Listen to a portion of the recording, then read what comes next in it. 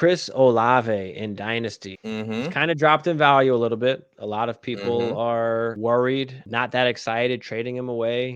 I consider myself one of those guys. I do have him in the subscriber league, which tells you everything you need to know about how he's playing. Yes. And, we do also say, hey, you got to pick the right times to do it, right? So Mm-hmm. I have Olave in a league as well, but I'm tanking in that league. It's not a big deal.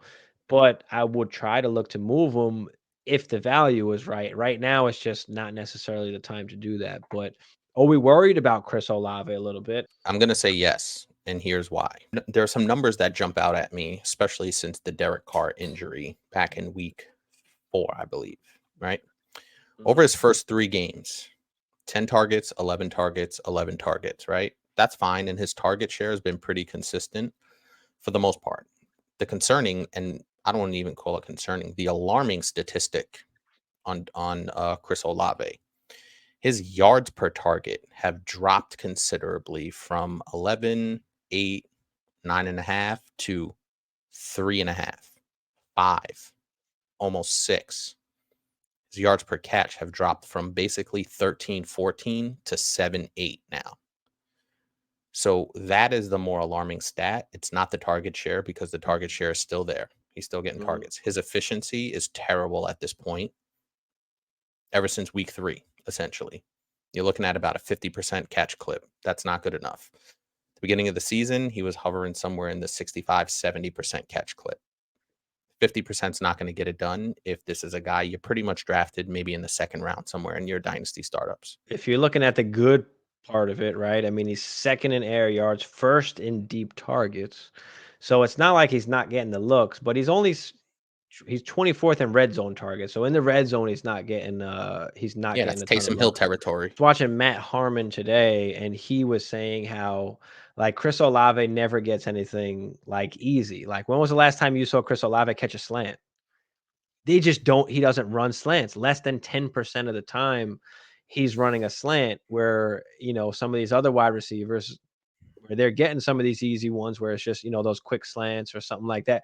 Get them Mm-hmm. going, get the ball in their hands, right? That's not happening with Chris Olave. He's more down the field, which obviously is great because he's a good route runner. But at some Leads to point, you've got to inefficiency. just kind Yeah. of get the ball to your guy and just kind of let him do his thing and let it happen. Like design a way to get him the football any way possible. It doesn't always have to be, downfield, especially if it's not working. Oh, Yeah, and if you look at last year, we would consider that a pretty good rookie season with pretty bad quarterback play. It's so hit and miss, and I really expected a lot better. His best game essentially came in week 1 where he caught 8 for 10, 8 out of 10 for 100 yards. And that's been essentially his best game was in week 1. Out of first 3 weeks, he was really good. After that, not so much. He does have 2 touchdowns in the last 5 games, mhm. but it's not enough. From the talent perspective, he's playing with a quarterback that can get him the ball in Derek Carr, or you at least would think be able to get him the ball in Derek Carr, but it just hasn't been quite what we expected. Shaheed getting some deep targets as well. I don't know if that kind of Mhm. takes away from his Oh, big play that's fair. potential. And he's getting the targets, right? It's just not all connecting. So reception perception for this year, yeah, slant on 9% of his routes. No one else ran fewer slants, other than Flowers and Dotson. Goes on to basically say he thinks Olave's playing like a top 20 wide receiver, but we think and feel like he should be playing like a top 10 wide receiver. Mhm. His success rate against zone and press are both, great, over 80%. And, man coverage is down a little bit this year to 71, but it's still fine. It's nothing necessarily to be worried about. So I think it's just a mixture of a little bit of everything, and just the whole dynasty community as a whole is a little bit down on him. On keep trade cut, he's still wide receiver 9. I think he was as high as like wide receiver 7 at some point. Yeah, he's wide receiver 9 right now. JJ Chase, AJ Brown, CD, Amon Ra, Cheetah, Garrett Wilson, Waddle, or maybe that's a combo. I don't know. Let's stop at Garrett Wilson. Do any of those guys beforehand? Garrett Wilson, Cheetah, Amon-Ra, CD, AJ Brown, Jamar Chase, JJ. He's not in that range, right? Throw Waddle in there. We'll throw Waddle in there too. Okay, boom. Stephon Diggs, kind of Nope. almost Keep neck going. and neck. If you need a young wide receiver, like I'm okay with coming off and trading and taking Olave. But I mean, Jordan Addison. No, I think I like Chris Olave more than Jordan Addison. I think Addison is down a little bit more. I think Chris Olave just has that possible wide receiver one upside.